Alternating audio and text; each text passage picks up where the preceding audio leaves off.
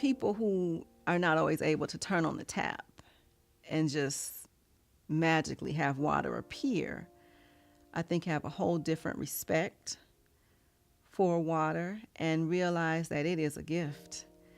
My name is Shani Womack. I'm a native of Flint, Michigan, born and raised right here. I am a singer, a songwriter, a storyteller. I'm also a counselor by trade. I work doing evaluations with children for developmental delays or learning disabilities. Also a pastor. And I think part of what drew me to ministry and to being a pastor is, again, the stories. Those stories from the Bible and old stories, and how we can learn from the stories from the past to give us some guidance and direction for today.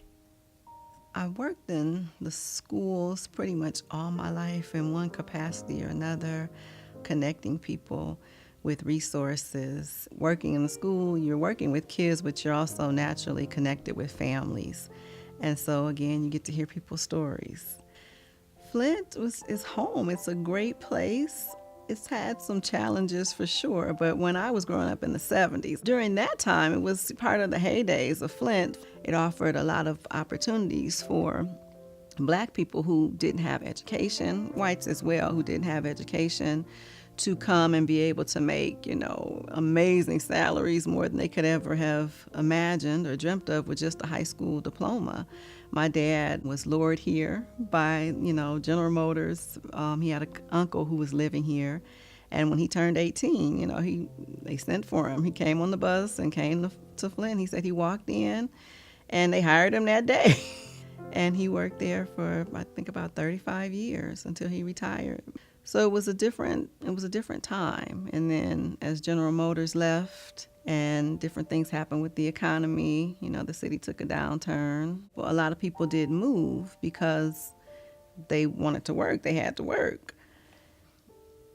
It was shortly after they had decided that to save money, they were going to switch from Detroit water to the Flint River water.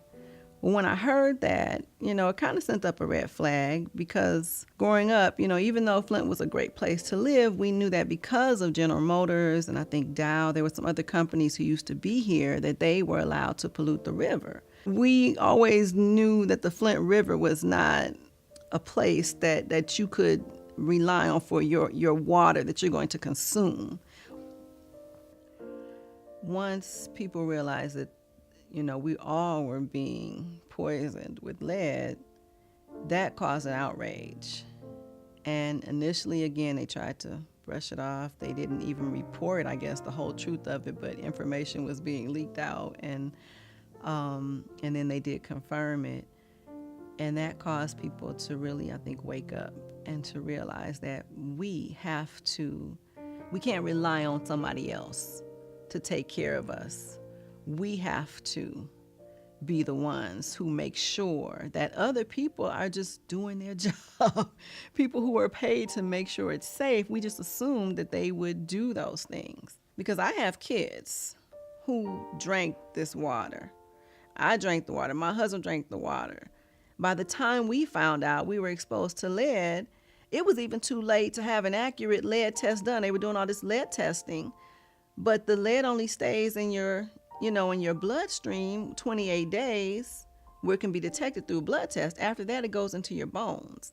And like I said, my family, we had stopped drinking the water early on, maybe about a year before they announced this.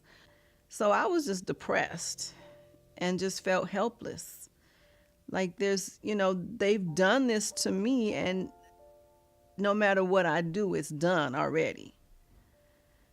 So I felt hopeless in that sense. But then I had to move from that space, that place.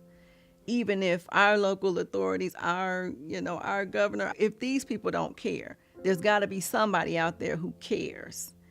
And so just getting the word out to other people and allowing people from other places to come in and to see and to test and to talk to people and find out what is really going on here.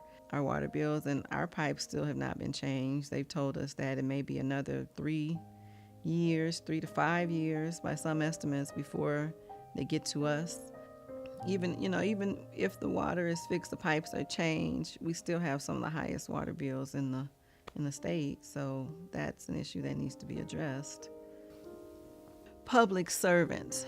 I think they have to have a calling to be a public servant. And that means that your job is nothing but to do the best that you can to help people who need you the most. People who feel like they don't have a voice, people who feel like they're invisible, people who've been marginalized, people who've been pushed aside. Try to make the world better. Leave a better world for your children, your grandchildren. That is your mission as a public servant, to serve the people, meet their needs, care about their environment, care about the planet. How are we going to leave the world?